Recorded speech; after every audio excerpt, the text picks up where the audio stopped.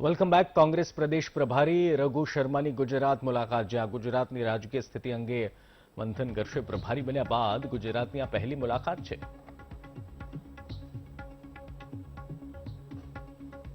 ગુજરાત કોંગ્રેસના પ્રદેશ પ્રભારી રઘુ શર્મા આપણી સાથે વાતચીત કરવા માટે જોડાયા છે. એમની સાથે આપણે તમામ मुद्दाओं पर बातचीत करीशू.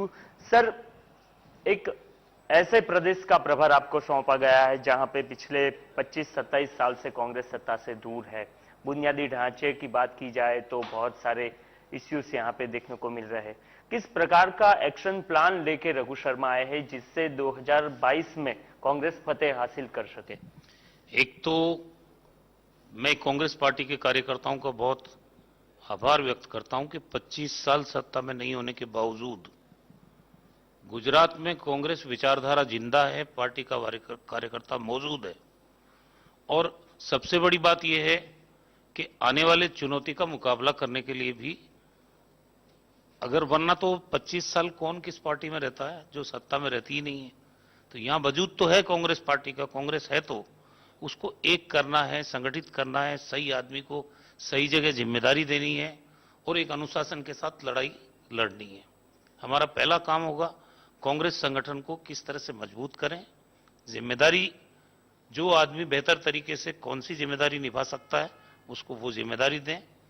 पार्टी को एकजुट करके उनमें एक डिसिप्लिन के साथ लड़ाई की रूपरेखा तैयार करें. यहाँ तो मुद्दे बहुत हैं. 25 साल में गुजरात को दिया क्या है? मैं राजस्थान से आता हूं, पूरे देश में प्रचार है. गवर्नेंस का मॉडल है गुजरात. इस मॉडल को फॉलो करेंगे दिल्ली में जाके हम. ये जब मोदी जी पहली बार प्रधानमंत्री बने, पूरे देश को ये लगा कि यहां गवर्नेंस का मॉडल सबसे शानदार होगा. देखिए, सड़कें हैं, पुल है, अट्टालिकाएं बनना है, ये गवर्नेंस का मॉडल नहीं है. ये तो सब जगह बन रही है. गवर्नेंस का मॉडल तो यह है कि इस राज्य में 25 साल में कितनी बेरोजगारी का इंडेक्स डाउन हुआ है, कितने लोगों को रोजगार दिया गया है और आज बेरोजगारी पे कितना काम हुआ 25 साल में, ये तो प्रदेश की जनता को बताना चाहिए. नौजवान पीढ़ी को अगर मान लो रोजगार नहीं दे सके तो फिर मॉडल कौन सा मॉडल है? लॉ एंड ऑर्डर की बात कर लो आप. अभी मैंने सुना यहां पर 1,75,000 करोड़ की हेरोइन, वो किसको पिलाने के लिए, किसको नशीला पदार्थ सेवन के लिए यहां पे पोर्ट पे पकड़ी गई? कानून और व्यवस्था है यहां पे? सर, बहुत सारे मुद्दे हैं, पर क्या आपको लगता है कि कांग्रेस सही मुद्दे को उठा के जनता के बीच नहीं जा सकती, जिसके कारण जो परिणाम आने चाहिए वो नहीं आ रहे? पिछले जितने भी चुनाव देख लो आप, चाहे 2017 हो, उसके बाद के जितने भी चुनाव, कहीं पे कांग्रेस विन कॉम्बिनेशन में दिख नहीं रही. देखिए, मेरा सवाल तो बीजेपी से, मैं विपक्ष में हूं. आज एक आम आदमी को सरकार से क्या उम्मीद होती है? कि वो हमारे बच्चों को एम्प्लॉयमेंट देगी, वो महंगाई कम करेगी, वो हमको अच्छी हेल्थ फैसिलिटीज देगी, वो हमको अच्छी शिक्षा का व्यवस्था करेगी, हमको पानी, शुद्ध पेयजल की उपलब्ध करेगी, सड़कें ठीक करेगी.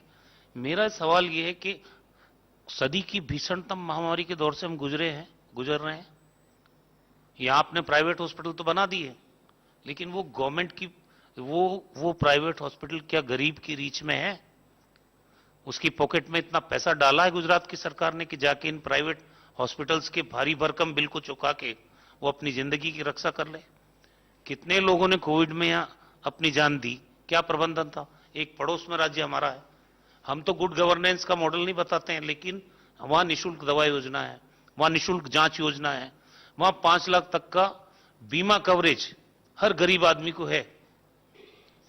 सही मुद्दे हैं, आपने फिर से वही आंसर नहीं दिया. ठीक है, कोई बात नहीं. पर सर, कांग्रेस को अब नए संगठन की जरूरत है. अमित चावड़ा हो या परेश धानाणी हो, सबने रेजिग्नेशन दे दिया है. अब नया संगठन किस प्रकार का होगा, और या फिर इनको ही कंटिन्यू किया जाएगा? देखिए, मैंने आपको पहले ही कहा ना कि सही आदमी को सही जिम्मेदारी देने का काम हम करेंगे. पार्टी के हर व्यक्ति की भूमिका है कांग्रेस को मजबूत करने के लिए, बीजेपी से मुकाबला करने में. चाहे वो नौजवान है, चाहे हमारे सीनियर लोग हैं, हर व्यक्ति की भूमिका है. लेकिन मैं ये मानता हूं कि पार्टी का मुखिया है या सीएलपी का लीडर, वो तो कोई एक व्यक्ति बनेगा. बाकी भी तो पार्टी में नेता हैं, उन लोगों की भी भूमिका तय करनी पड़ेगी. उनको भी जिम्मेदारी देनी पड़ेगी कि आपको क्या भूमिका निभानी है। तो पार्टी में पहले किस आदमी की क्या क्षमता है, उस क्षमता के हिसाब से जिम्मेदारी देंगे। सब पार्टी को एक्टिवेट करेंगे, नौजवान को, चाहे बुजुर्ग हो, अनुभवी हो, सब लोगों को साथ लेके, जैसा अशोक गहलोत जी पिछली बार 17 में प्रभारी थे, हमने किया ही ना। बहुत नैरो मार्जिन से ही तो सरकार बनी है, कोई बहुत बड़ी लैंडस्लाइड विक्ट्री नहीं हुई है बीजेपी की यहां।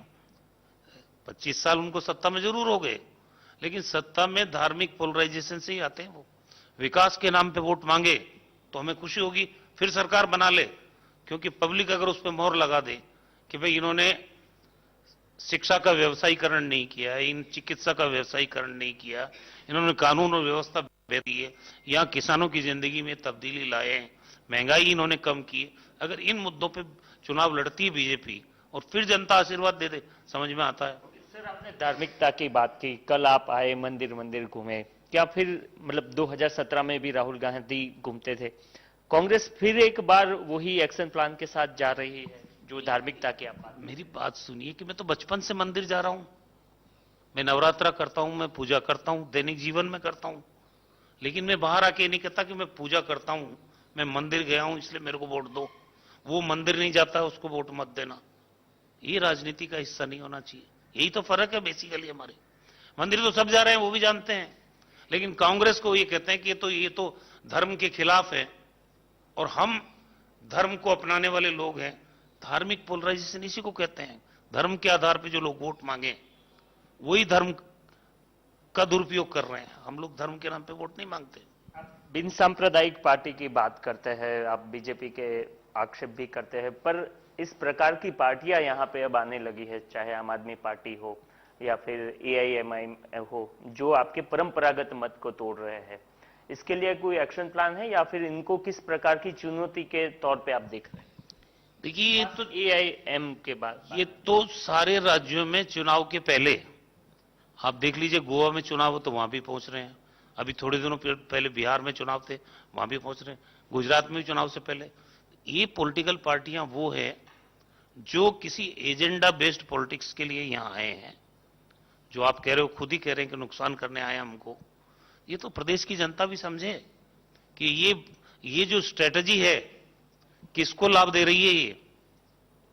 ये भारतीय जनता पार्टी को लाभ पहुंचाने की रणनीति से जो लोग यहां आए हैं, उनको प्रदेश की जनता को पहचानना पड़ेगा। सर, अंतिम सवाल, आपके विधायक के लिए आपकी क्या कुछ सूचना रहेगी जिनके कारण, मतलब परफॉर्मेंस बेस पे हो या और कोई, जिनके कारण वो 2022 में भी रिपीट हो सके कम से कम?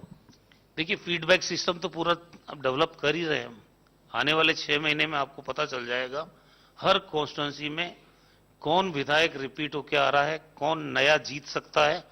विनेबिलिटी हमारा फार्मूला होगा, कांग्रेस का जो फार्मूला आने वाले चुनाव में रहेगा। गुजरात कांग्रेसना